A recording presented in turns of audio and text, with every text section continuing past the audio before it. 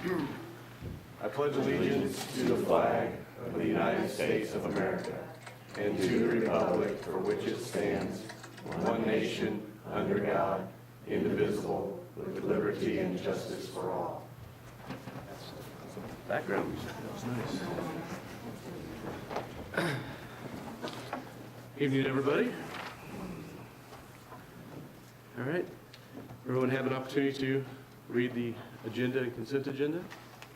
I move that we approve the agenda and consent agenda as presented, specifically noting the donations for the high school stage, the music theater, and multiple donations to the drama club. Second. Any other discussion? All in favor? Aye. All opposed? Aye. Okay. 6 and 1 on there. 3.1. Anyone? No? Okay. Christian, you're up. 3.2. Hi, it's a great pleasure to be here today in honor of a very special young man. My company, Prudential Financial, in partnership with the National Association of Secondary School Principals, sponsors the Prudential Spirit of Community Awards. This national program honors middle level and high school students for outstanding volunteer service. Thousands of young people across the country were considered for the 2019 Spirit of Community Award. From all these, one middle level and one high school student in each of the states in the District of Columbia have been selected for special recognition. Here in Kansas, I'm delighted to report that our top high school state honoree is your own Hunter Hotelling.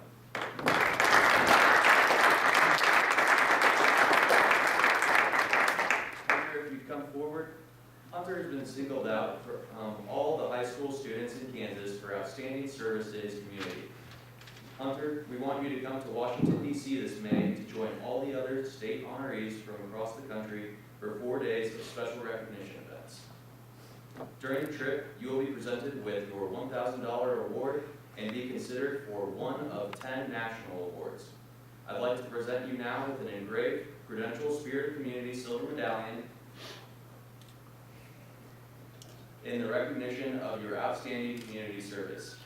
Hunter, congratulations on a well-deserved honor.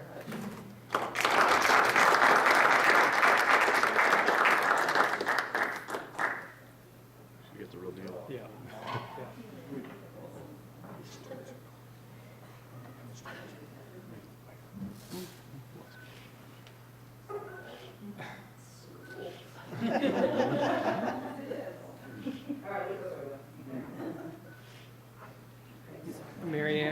Marianne, could you email me one of those for our website?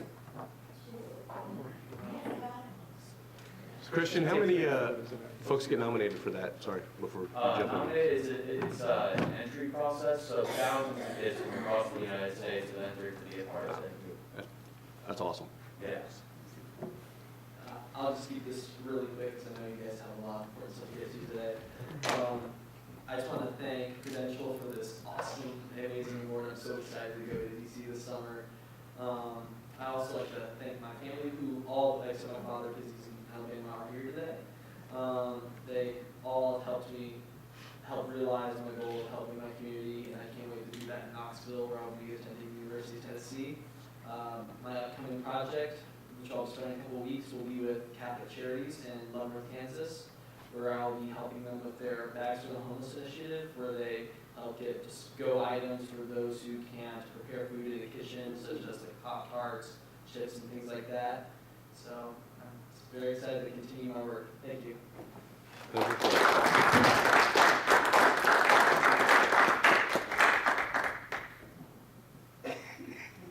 Very nice job. 3.3, John, you are up.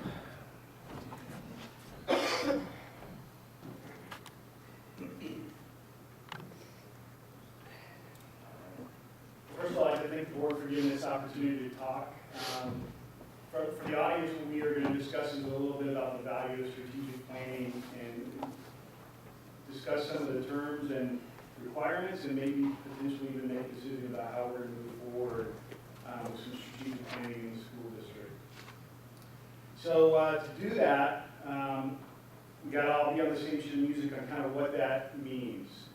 So strategic planning, I know you read the read aheads, is about looking ahead, looking over the horizon, if you will, using a geographical term, and focusing an organization while taking care of the assets that are allocated to it and providing a roadmap for the future. The strategic plan will verify a vision as well as set the course for the future on whatever horizon you set, whether it's 2 years, 3 years, whatever. But the most difficult thing that's involved in it, but almost most critical, is assessing how you are doing in that process. Anytime you make a goal, you have to do the second and third order effect work of how do we know we've met that goal? And then what are the measures of effectiveness that we use in order to assess whether yes, we've accomplished that goal or not. So I took some quotes out of just Google and looked at strategic planning, focusing on boards in general. And as you can see here, everybody from gentleman from Diligent Corporation, which I think is the designer of our board docs, to the Harvard Business School, to our own KSB, and Dr. Brian Jordan, who's the Assistant Executive Director for Leadership at KSB, who helped me with this presentation, emphasize the importance of strategic planning. For the board to be out ahead of the superintendent and the district. To neck it down to what KSB teaches to new board members is the board is supposed to focus on 7 powers. And it's these 7 powers that we use to govern the district. Of these 7, the most important is goal setting because it actually leads to the rest. It feeds the rest of the 6 powers. So we're going to look at kind of a linear view of taking those 7 board powers and linking them together to provide for a path for the future. So initially, the board sets a strategic plan, goals for 3 to 5 years. Again, I said that's kind of however we want to do it based on, Claudia, you mentioned biting off more than you can chew. So that's a decision that the board makes of how far ahead. The only requirement is that you're ahead of the superintendent or the chief executive officer of the organization. That gives you the vector to the future. So linking it in with our 7 powers of the board, once we determine what our long-term path is, then we got to make sure that our policies support that. If we set a goal, like Daryl's talked about with working with finances in order to help the underprivileged, then, and we don't have a policy for that, we may have to write a policy. So the policy has to support the goals. And then we have to give directions to the superintendent. A back and forth discussion about, hey, what's important, this is how we see it, this is how we're going to assess it, go forth and do great things for the next 1 to 2 years. As you already know, we have the handbooks to approve that link into the policy, and we also have the responsibility of allocating resources. Everything from hard buildings to human beings to money to time are the responsibility of the Board of Education to allocate. Somewhere along the line, we got to execute an academic year, so we throw that in there, and then that's where the assessment process comes along. We talk to our teachers, how are they doing? Are we prepared to move to the next year? And then we look at the superintendent's evaluation. So the 7 powers of the board actually lend itself to a cyclical process that can be run throughout an academic year. And, this is just something that Brian and I came with, the general timeline when you might do it. But linear leading to secular, which we'll talk about next. The secular process, the cooperative effort of the Board of Education and the superintendent starts with the Board of Education governing the district. In concert with that, the superintendent runs the district. He leads it, manages, takes what we tell him that he has to do, and he runs with our plan. He makes recommendations, and based on those recommendations, the Board of Education makes decisions, which requires back and forth communication constantly. So once that is, we've understood that, which we obviously do, the board has the responsibility of setting the vision for the district. Once the vision has been set of where we want to go, we establish those goals in support of that vision. We adopt the policies I already mentioned, and then the superintendent takes over below the line, developing plans, implementing plans, monitoring progress, and then the board has the responsibility of evaluating results. So as you can see, this is a cyclical process that comes out of the linear process that never stops. One piece of the 7 powers of the board feeds the next with a cooperative effort between the Board of Education and the superintendent and his staff. So another way to look at this is taking a look at any kind of multi-echelon organization. And this could be anything, but because we're a school district, we're using a school district. So down here you have your students, teachers, and parents. They're the frontline soldiers. They look far forward the shortest distance. Day-to-day teaching, assessing, planning, preparing, and executing. They're doing a cycle just like we are, but it's turning over much faster. They're getting guidance from their department leads, and their vice principal and administration in concert with the principals and site councils are looking out as well. But they start getting away from the day-to-day business of the district. And the further you get up the echelon, the further away you get from what's happening on Monday and Tuesday, and focusing on what's happening in 2019 and 2020. And this continues up. There could be an arrow up here for the state and an arrow up there for the federal Department of Education as well. So just kind of want to reinforce it. It is important in a multi-echelon organization for each echelon to look at a different horizon where they're just going to be in each other's business all the time.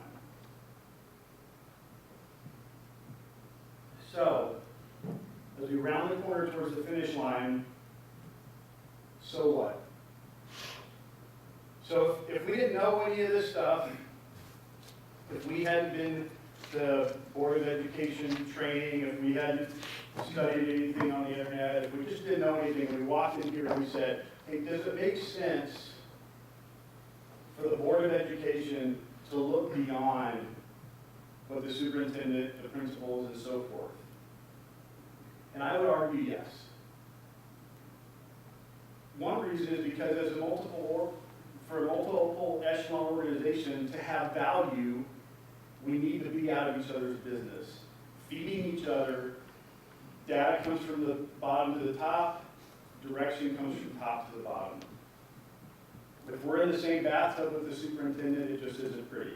So we want to get out of his lane and look further and deeper to develop the guidance that we eventually give him so that he can do his day-to-day business of running the organization. So currently what we're doing right now is kind of what you see here. If you look at the focus of time and energy, the Board of Education and the superintendent are right on top of each other. And then the principals and teachers are fighting the knife fight below us, feeding us information. But as far forward as this district is, and been blessed to have great facilities, forward-thinking technology, doing things crazy out of the board like not having lockers, we should have a planning process that matches that aggressiveness. And that is for us, the Board of Education, to get beyond, to get out there, to take some responsibility, to interact with our constituents, our stakeholders, and our staff to set a path for the way ahead.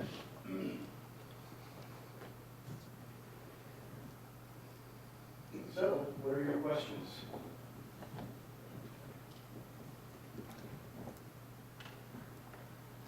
So Darryl, why is it in education we only get evaluated once a year, in industry or in the real world, it's usually quarterly or? Well, a lot of it's state law, actually, for teachers in particular.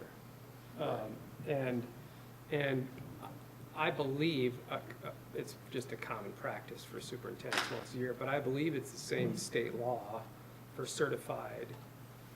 Like any certified, it's after a certain number of years, you only have to evaluate them every 3 years. The first 2 years, even if it's somebody who's a big-time veteran, you still have, it's twice a year for 2 years, and then after a certain point, it'll have to be once every 3 years. I would do it annually anyway.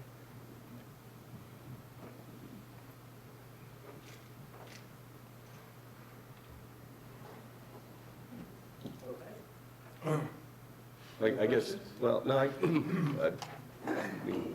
we kind of do it. I mean, that's what we do, so. Well, Are you, excuse me, Go. let me butt in here. Okay. I know one of the things that we do is the Survey Monkey thing where we send out and ask for input on just about everything. Yes, it's changed a little bit because of KISA. Now they write, MTSS writes it, well, TASN writes it for us, but we always did it anyway. Yeah. Yeah. And how do we get that information? How does the board get that information? Well, actually, now it goes to the DLT because it's a required part of the KISA process. Yeah. But when Holly gives her report to the board, and we do at least twice a year, might even want to do it more, then that's part of what and it just started last year, and it came out way at the end. And this is really the first year we're using their survey really and got it out early. Is there And a so she'll section have, on there for people to comment? yeah, If- they don't have comments on that. It's written by TASN, they don't have comments, but it has a series of questions. And Holly will have those results as part of her presentation. Well, I guess my opinion is that we've kind of went through this last year with KASB's process, and it funneled down through with, Darrell being able to group some things together and do what he does with the administration and go through it and present us with, hey, these are the, 12 to 18 months, immediate to 18 months, and then the long-term 3 to 5 years, and We sat down when we did this with KASB, and we set out a list of things. These are our first 18 months goals and ideas and suggestions. Here's our 3 to 5 year things where we want to head, and put those together. Darrell took that information that we gave him, turned that into that plan, and we have been working our way through those goals. So we've been doing those things. Has it been a process where it was immediate? Here are our, exact goals, step by step? No, because we just finished a 10-year long-term plan that involved building the elementary school, building the high school, getting the auditorium built, doing all of those things and making our plan for that. And as we have finished that, and KISA's rolling out, we're in the process of changing gears. But we set out those goals as short-term and long-term with Gerald to meet with the stakeholders and to refine those and to make those into goals that we approved last meeting. So what you described, I was part of that process. What we have right now, ladies and gentlemen, is a list of purchasing priorities. We don't have a vision for the 3 to 5 years out. And even if we did, we could argue about, is hiring a instructional coach a goal, or is it part of a vision? Well, the vision would be to improve teacher quality of performance. The goal or the process to do that would be hire instructional coaches. So we scratched the itch on getting there. We just haven't completed it. And that was a year ago. So as I showed in the slides, it's a cyclical process that doesn't stop. And it's time for us, again, to see what we've done, to look at it, to validate that it's important. And I argue that we still owe it to our constituents to say, if you come to USD 469, this is what we want it to look like in 5 years. If you're here for 5 years, it's gonna look like this. It's gonna have a VOTEC program. It's gonna have whatever we decide as a board with the input from the stakeholders and the district staff. So I think that what you have said is true. I'm telling you, though, that we're better than that. We have the skills and the talent and the ability to take this one step further than what has been done here in the past, which has been focused on facilities, as you said, for 10 years, which is great. I think we have the best facilities in the state. And now we're looking at just buying things with no statement that says, this is what USD 469 is about, this is what we want to look like, this is how we see ourselves in 3, 6, whatever years. All we have is what we want to buy in the next 3, 6, 5 years. 5, 6, excuse me.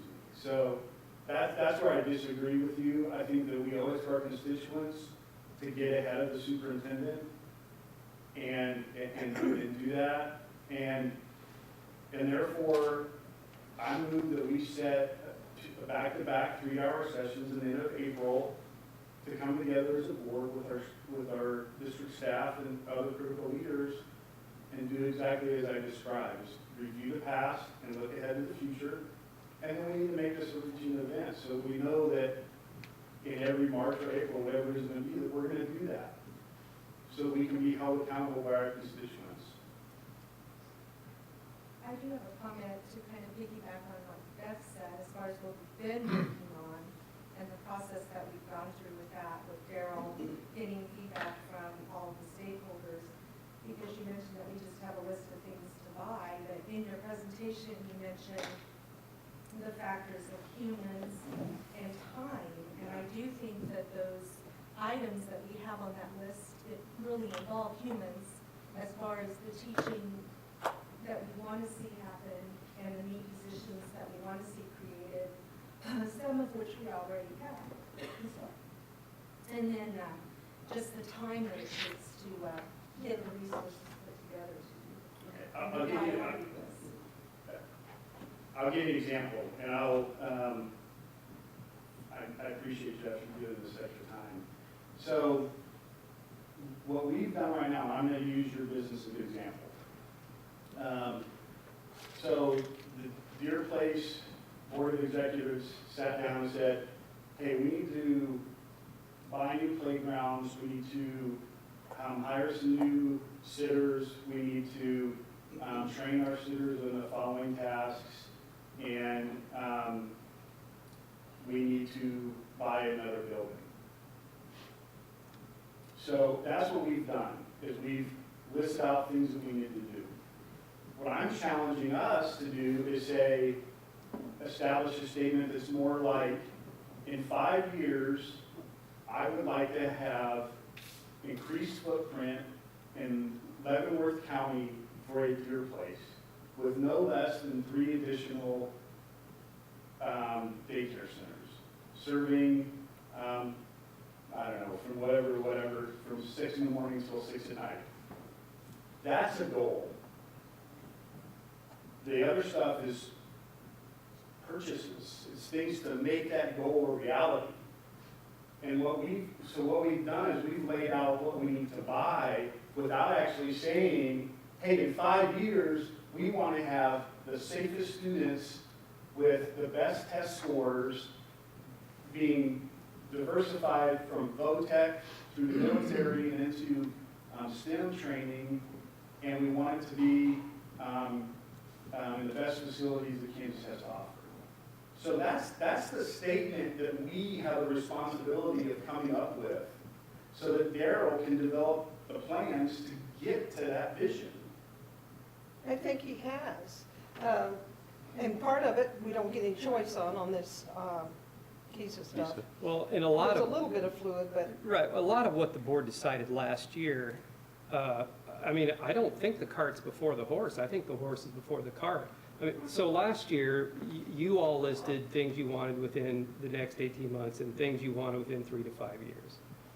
And if you look at the list, MTSS support, increased resources for high school guidance support, communication at all levels.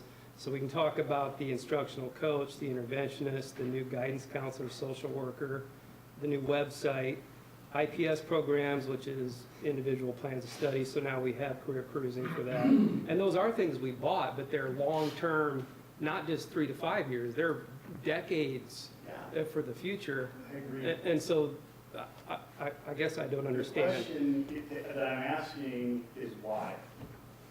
you know, Why did we buy that stuff? because you Okay, have, you're this is the building answer. leadership teams, you have individual teachers, you have administrators in all the buildings, and they get together on a regular basis. And they tell Daryl, this is going really well, or we need to do something about some, you know, what, another area is not working well at all. And it kind of is case by case that you have to solve the problems. And The only people in the room for the goal setting was the school board and me, if I remember, well, and KSB, yeah. who led it. And so the reason we did these things is because you told us to. I'm not saying you're wrong, Daryl. Okay, well, and then there was way too much money and we couldn't afford it all. So that's why we did the collaboration system of having stakeholders rank it, which you approved. And then we went through that process, and we have a multi-year plan to purchase those things because that's what you told us you wanted us to do. Yeah. So, Okay, so, So do you just need it defined? Because I can define it right now. I mean, I've got it right here. okay, well, no, you can't, because you're not speaking for all 7 of us. So the fact is. Actually, he is. He's head of the board. And he's been here working for years, and you've been here 2 years, and you're making judgments about things that you have not experienced yet personally, but you will. And the last 10 years, extra meetings, midnight oil, going through plans, listening to patrons on whatever position they wanted. We have worked our butts off. I'll just be real plain. And we do have the best facilities of any school our size in the state. And you can ask the kids from other cities, and they'll say, don't tell anybody I said this, but you guys have got great facilities. I even heard it in the nail salon. And I think we're very conscious of sometimes the day-to-day deliverance of our goals is in the hands of teachers and paras and administrators. They're doing the actual work. It's our job to make sure that whatever it is that they need to do that job better or consistently at a high degree. Sometimes it is a shopping list. We need to hire more people, or we need training, or we need more collaboration time. And all these people, besides the board, are just working their little fannies to death, trying to get all the things done. And about the time they can take a deep breath, we have a new list of things that they're supposed to do. I honestly think we're doing pretty well. Do we need to tighten up? At one time, we tried to limit it to, what was it, 3 goals a year, so nobody could forget them. Instead of having a longer list, but this is more realistic. Some of the stuff on there, we've been talking about for years, extra counselors. We're way above what we should, student body-wise. Well, and before we say that Jeff isn't speaking for the board, I think we need to let Jeff speak. Well, Say what he has to say, and Well- then we'll know. Well, he if asked me a question. it's- Sure. Well, yeah, so I mean, I've got listed 3, which we've generally kept in the past, of 5-year goals. They're basically from this list. Yeah. So, I move that we adopt the following 5-year goals. 1, successfully implement KISA. Yes. Fully and successfully implement KISA. And 2, we're doing that. 2, achieve 80% Tier 1 status per grade. And that'll be through MTSS. no, and just so you know, the 80% is what TAS and MTSS recommends, and that is, I mean, that is supposed to be your goal. We're a ways from it, but we're working towards it. Yeah. And then 3, to have, $3 million in reserves by June 30th, 2024, which will, again, push us to a little more Probably safety. that last one is not gonna happen. It might. Well, and But it's a goal. be aware that on that one in particular, you have as much say as anybody, Yeah. because you have to approve raises. Yeah. And I'd so rather that's spend it on not just people. Daryl has to make this happen, Yeah. it's a group effort. No, I would. I put it down to 3. So it was more earlier, but it put it down to 3 because I do want to spend the money in the classrooms, but also protect the district Yeah, a little okay. better than we were a few Yeah. years ago. Yeah, we have, historically, we have flown by the seat of our pants. But it was the only way we could get from point A to point B, and we all took mutual responsibility for the decisions that we made. And I think now it's kind of leveling out, and we're seeing we're actually smarter than we thought we were. We've invested money well. This district has a lot of great things going for it. And if you were here 40 years ago, you'd know how great it was, how much we've grown and improved. And how much we've done. Yes. I don't think it's a fair thing to say that this is new information. One of the problems, the reason that it takes a year as we're working on those goals is we've achieved some of those goals. Some of it was to add to the VOTEC pathway. We've added new pathways. We've added new people. That is a spending priority because teachers don't work for free. That's a spending priority. We've added an instructional coach. That helps with the test scores. That helps with the curriculum. That helps implement and address some of the areas where we have concerns. We've done and tackled those. I know you don't recognize those things. Because you were here. Because you weren't here. And when you were here, you've been so busy telling us your vision that you can't hear anybody else's or see what we're doing.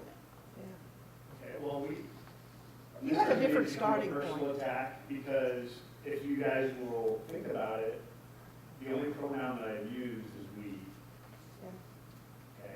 This is a team effort, okay? When I ran for the board, I told everybody who asked why you ran for the board that I wanted to use the skills that I had gained over my 28 years of military experience to help this district improve. And this is one of the areas where I'm a subject matter expert. And I felt like it was my duty to bring this process to everybody's attention.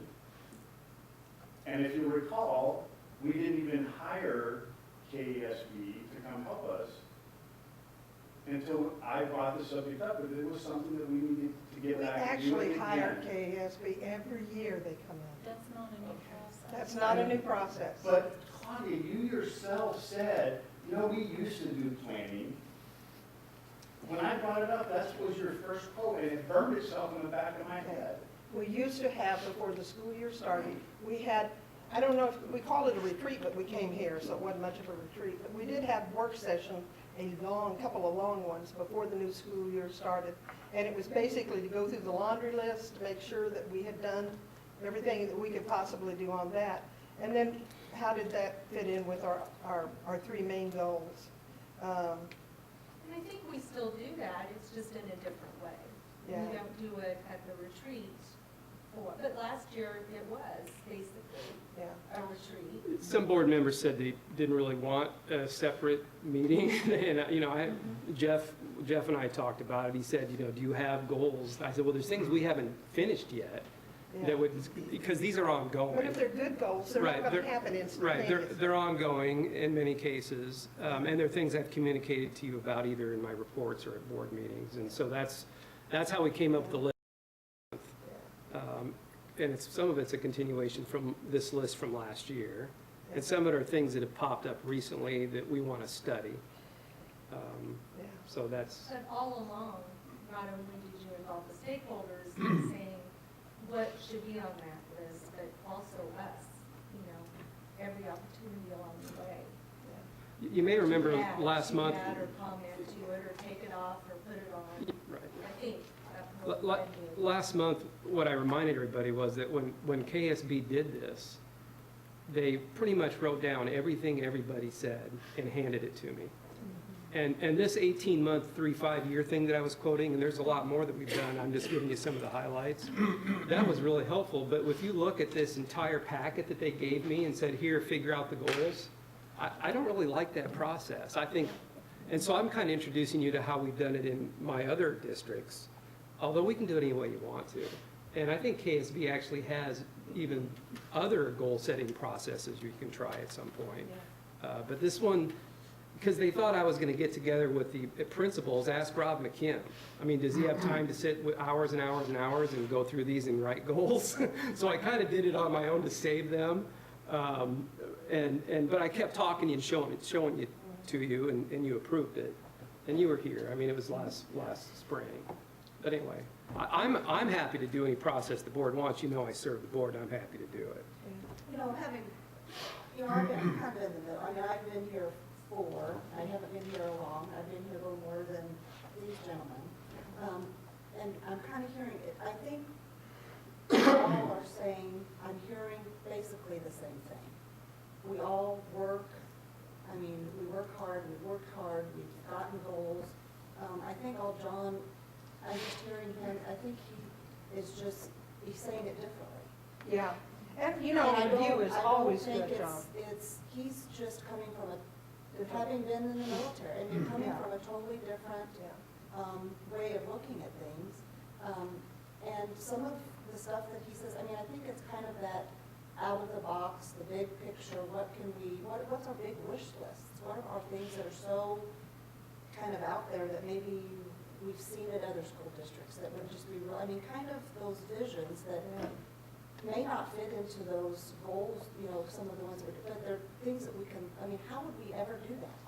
How would we get, I don't know, whatever. But I think, and then you've got to break it down, I mean, into the stuff, and then what we've got to do, the workable, the day-to-day. Step by step, yeah. I mean, I understand, I mean, he's setting that, here's this great big overarching, because that's how in the military you do it, and then how do we get there?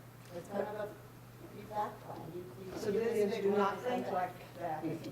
And they will let you know in a hurry if you step on their That's what I'm toes. hearing too. I mean, we're saying exactly the same thing, but we're butting heads, and I don't think that's I don't really think we're butting heads. I think that's what I'm kind of here, I mean, a little bit. I mean, and I can see that we're all I think we're acclimated to working a certain way, and that's not necessarily a good thing.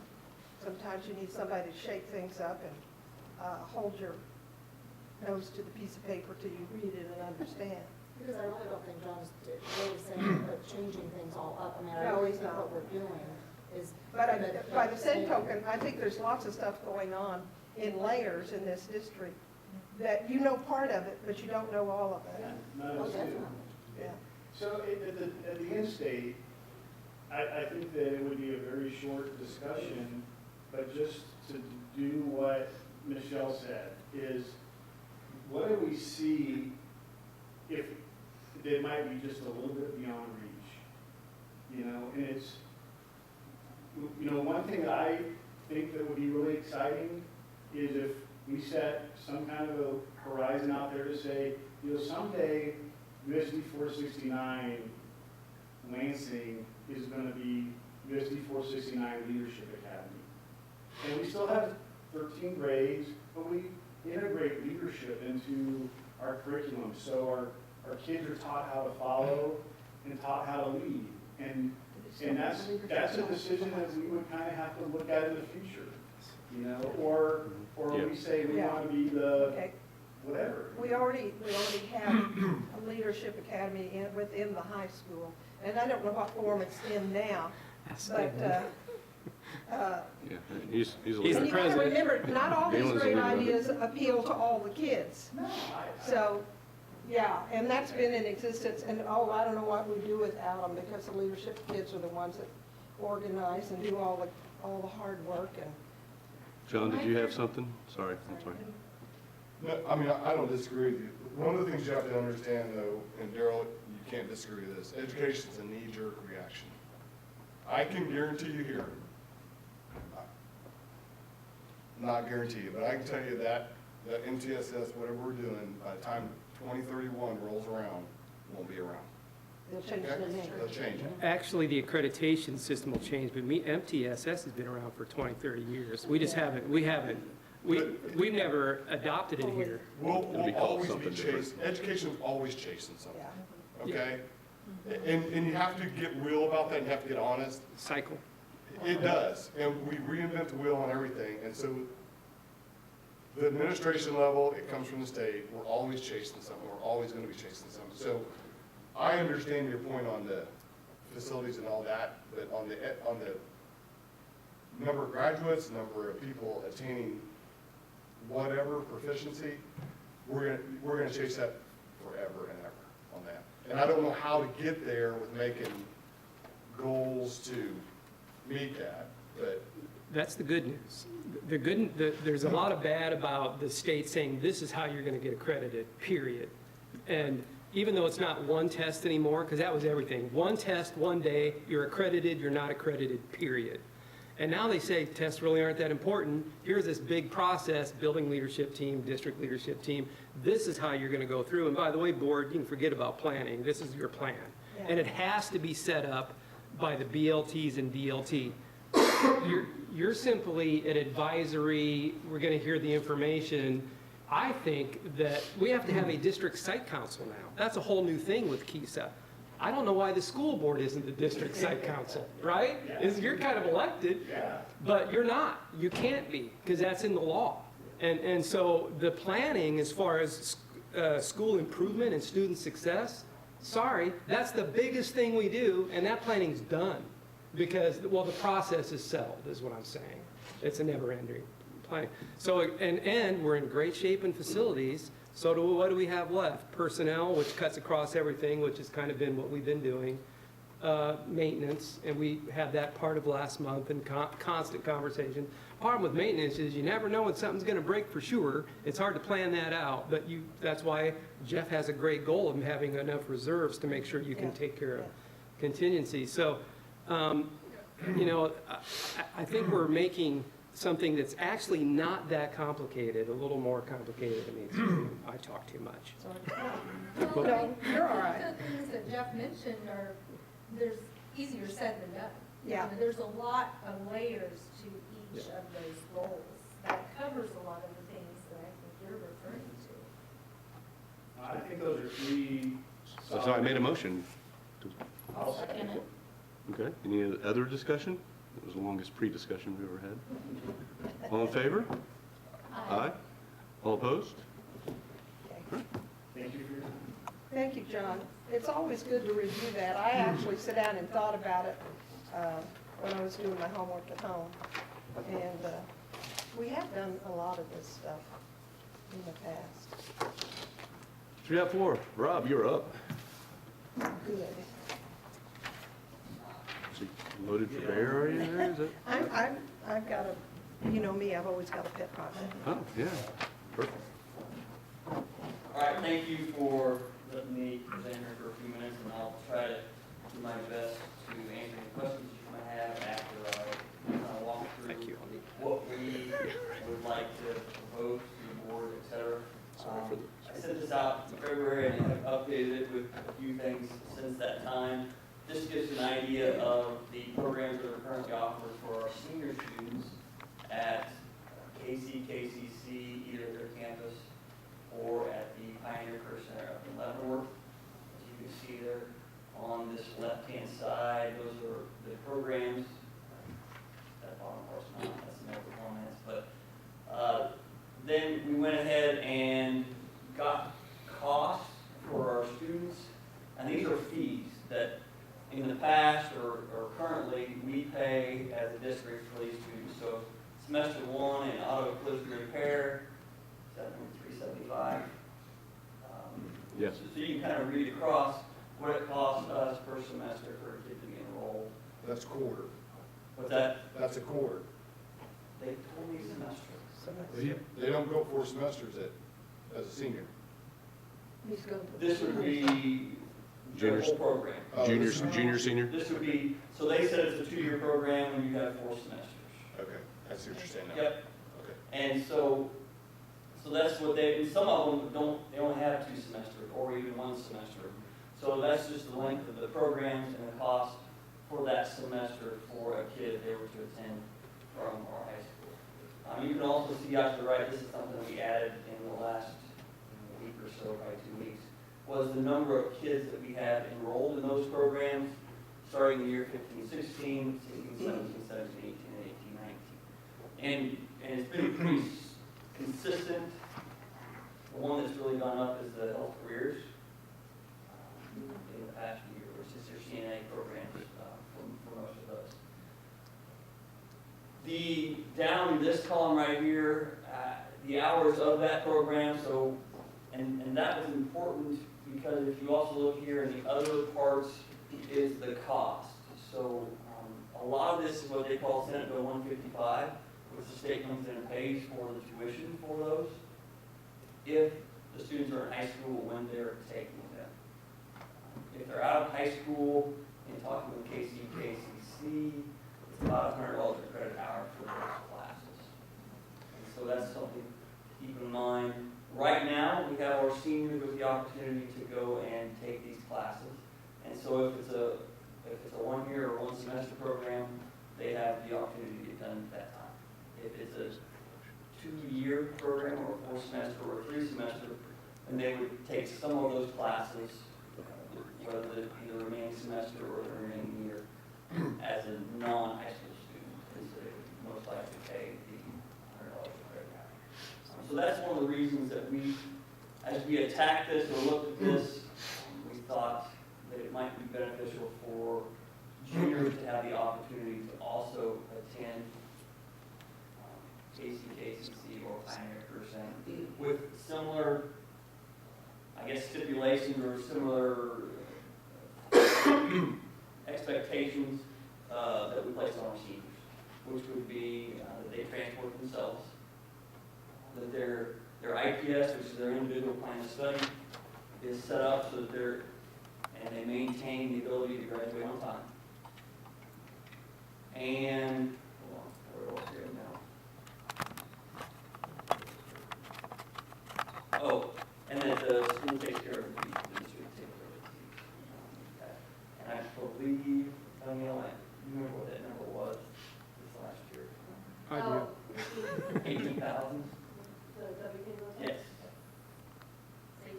Yes. Or was like 17,000, 18,000. So we would anticipate that being double. So that is obviously a cost to the district. So cost for the students or cost for the families was one of the reasons that I'm bringing this to you. The other would be opportunities for kids. So it's only in a couple of those programs. For instance, in health careers, they get a whole bunch of guards that they keep, and so they have to pay for them. I noticed the numbers are going up, which is a good thing. And you said 3 ways to go, but if you've got a skilled trade, that can finance a college education. You bet. And a lot of kids have to look at that because most parents can't afford to cough up $100,000 it is now for a kid to go to school. I would agree, and so if you choose this route, this might be a precursor into any of those 3, either the workforce, military, or to pursue that as a college. Could it also be a precursor into an additional low tech training? Sure. sometime? Yep. Is there anything like that any of these lead into that's ready and waiting if they're wanting to do that, or is? You know, I'm not by any means an expert on piggybacking one certification onto another. I'm sure that is the case, and KCC and their counselors could probably do a much better job of.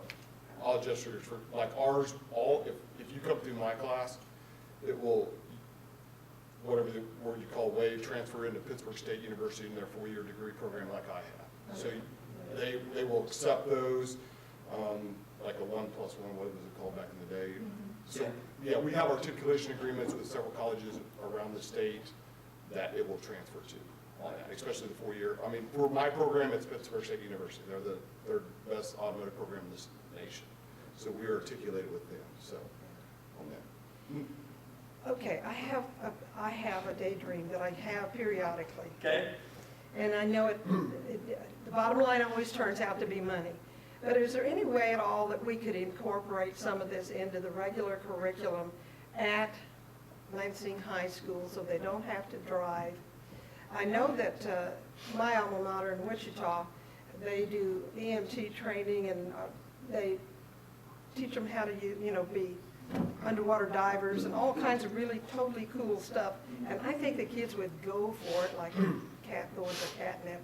But a lot of kids would hold back because they don't want to leave their friends at school. And they think, well, I'll take care of that later. And really, every kid needs some kind of a foot in the door, whether it's academics or working or whatever it is, because So the short answer is kind of, but our facility, a lot of those programs have special Equipment, facilities. yeah. The equipment is very costly for a number of those, and I know John will go inside, but. And we have added a few. We added firefighting Yep. here in town last year, I'm sorry. Fire science, yep, Fire science. yep. In, a long time ago in a land far away, when my boys were in school, here one of the boys did the Cisco networking thing and they did it on site. And we had that program on campus at the high school for 2 or 3 years. And we had several kids go through it. The problem was it became cost prohibitive. yeah. And so even it didn't need much extra. Fort Leavenworth donated all of their old, we don't know quite what to do with this here, which is where they got most of their supplies, and it was still really expensive. One thing I will, and I've had this fight at KCKCC, okay? And I brought this up at faculty senate meetings, because I'm in a fight for that $75 right now, okay? The $75 fee, Oh, okay? And it's a side fight that it comes to us. a If we don't, TCP or whatever. yeah, but if we don't spend it, admin's gonna take it. So between now and June 30th, I'm blowing $30,000, okay? But what I want you to make sure you warn your parents is this. When you look at that, because everybody looks up there, a non-high school student pays $103, but that's not true. And I've tried to explain that to them that when you go to our webpage, it says $103. But when you go down there and roll, if you start adding these fees up, it's close to $200 an hour. Yeah. And so that's a misleading factor that I've tried to explain to them and stuff like that, that people won't see that. And I just want to make sure, because they nail you on that $75. Now, the thing that we did change is, it used to be any class, whether it's 1 hour or 3, you know what I mean? And we were generating about $750,000 at our school off of that fee right there. Okay? So it's a lot of money. The other concern I have, and you've addressed one of them, but the other one is, I know my program, I'm not sure about auto body. If you don't allow your juniors to come between their junior and senior year in the summer, they're in a bind of completing our program. No, not in skills, but in classes. You got for that program? We only offer those, so he might be able to do that, but then they're either gonna have to come after their senior year, or they're gonna have to come the following spring, you know what I mean? Yeah. There's several classes that summer has to be, it's in the system, and if you miss it, you're in a bind. And So- yes, the kids that do this, in my experience, because where I came from, we had kids get on the bus at 7 o'clock in the morning. We drove them all the way to Topeka, and we said, you're not gonna have time to eat when you get back. So eat on the bus ride home. They wouldn't miss. They were there, and they were willing to do the extra because this was something that they valued. And so I would say, in my experience in previous districts, and our kids are every bit as good as those kids, if that's something they have to do, and this is something they value, they will. Right, I just wanna make sure they know that stuff. And that would probably be different with each of Right, those programs. each of the programs. Yeah. I guess the biggest thing, and I know you've addressed it, but I just having a hard time taking 1 year out of a kid's 4-year high school that he's gonna miss. Yep. Oh, I mean, you got 4 semesters here, that's 1 whole year. He's gonna have to be on track from day one, from when he walks in the door as a freshman. Yep. You know, I mean, Yep. that's the only concern as a board member I have. You're taking a kid one whole year away from him to get his credits. That's if they're electives. Right. Like their electives or, I know, but yeah, I it's a know. lot of time. No, you're right, it, You know, pressure. so, And I'm thinking of one kid, and I talked to his dad, and he gets by because of this, I think, a little bit at home. And Dad said, just please give him that opportunity. 'Cause- Right. And anytime we can get his hand in something, he excels.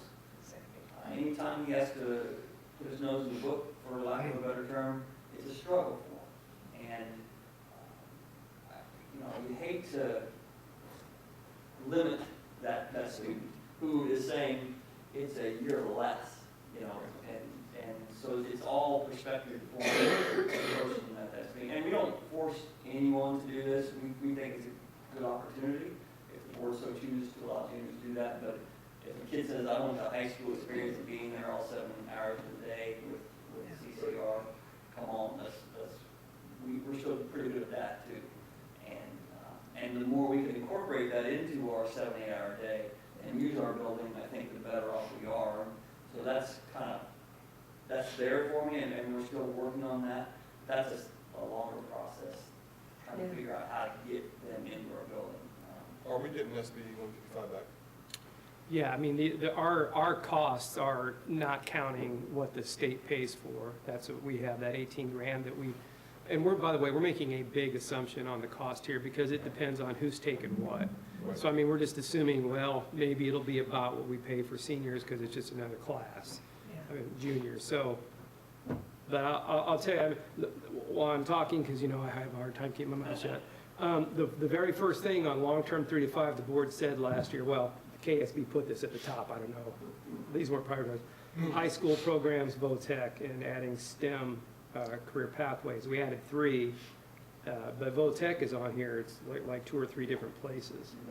So, I mean, it's something the board's kind of asked us to. What kind of numbers are you thinking? You know- Here's where I'm going. Yeah, I know. I bet you, I'm gonna tell you this, Pioneer's about to sink, okay? Pioneer's about to sink. And so I'm just telling you, if you can go to my dean and say, I can give you 50 students, you can probably cut a deal. I'm just gonna be honest with you, because that's sinking up You see there. that light bulb right there?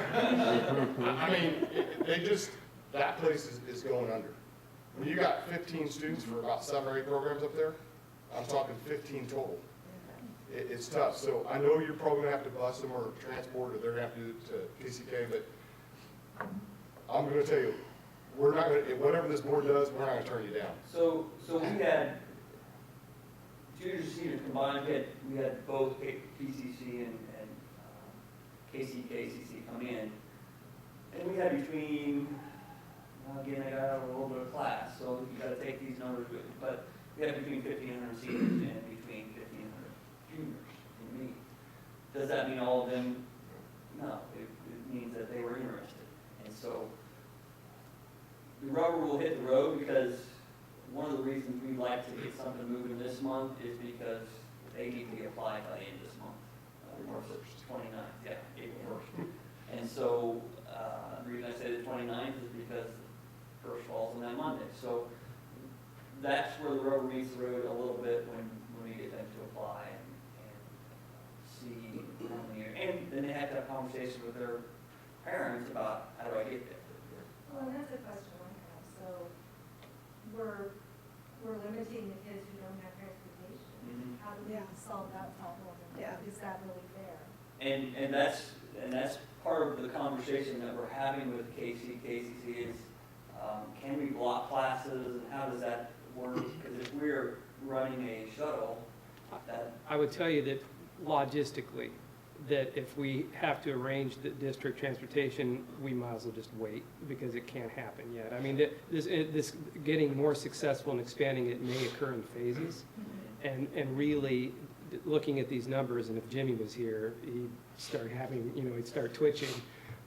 It's just that we really don't have the ability to transport shuttles back and forth. Just logistically or Yes. financially?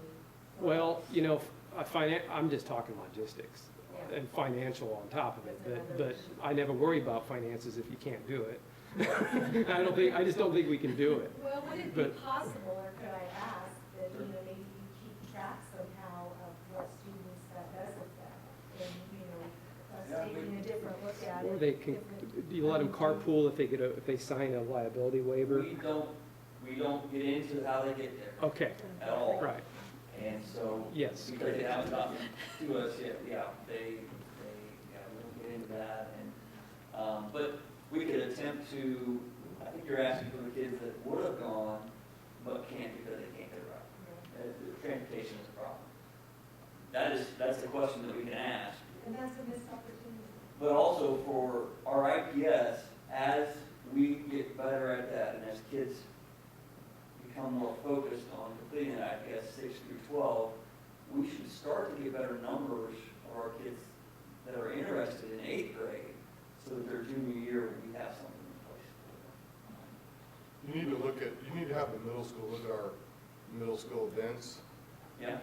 We have a huge middle school event that we take place in the back of our building. I'm not gonna say all programs, most programs are represented, and it gives them a chance to hit everyone for about 10 or 15 minutes. We have a pretty good event there that we hold a couple times a year, I know there. But who are you dealing with at KCK? And what many of our parents don't know is when kids walk out of these programs, the dollar figure that's attached to the income that they will make and the minimal dollar figure that they'll have in loans as they come out there too, and opportunities are, state numbers will tell you opportunities are pretty endless for a lot of these programs. Any other questions? I move we approve the VOTEC opportunities as presented. Second. Additional questions, concerns? All in favor? Aye. All opposed? Perfect. Thank you, Rob.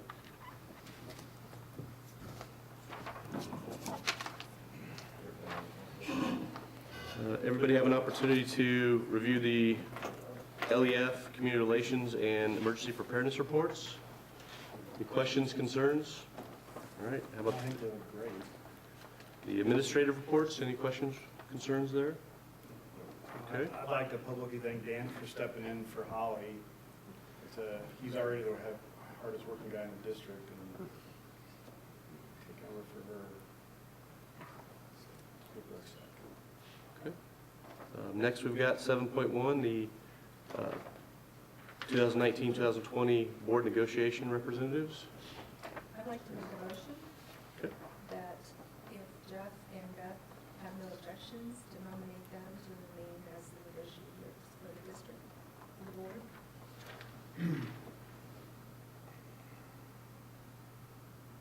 Is that a motion? Yes. Yep. Discussion? I need a second. Oh. Anybody want to say? All right, Claudia seconded. All right, any other discussion? Yeah, I don't think that it's appropriate for Beth to be one of the negotiators because she has children that are teachers in the district, and it puts her on both sides of the table. I talked to Luke Sova at KSB, and he recommended that it was not a wise thing to do because of the appearance that it gives that we're not unified in our stance as the board. And we have 7 people over here, so unless there's somebody who's personally attached to Beth doing it, I don't. I'm personally attached, but for a very practical reason. Every year she has to do training to do it, and whoever helps her has to do training. I'm assuming you got it from the Mhm. board leader. And I don't think any of the rest of us done the training that we're supposed to do. I kind of agree with you on the thing where her children are gonna, they're working in the district, and they're gonna directly benefit. But basically, she can only do what we have the wherewithal to do, and since her kids aren't getting paid more than anybody else, I don't think it's really that big a deal. No, don't have anything personally against Beth, I'm just looking Yeah. out for the appearances for the district. Yeah, I'm big on the appearances thing too, and many years ago, I tried to get a nepotism thing passed, and I got beat down real good for that. I see where you're coming from, but from experience and training, she's our go-to person. Any other discussions?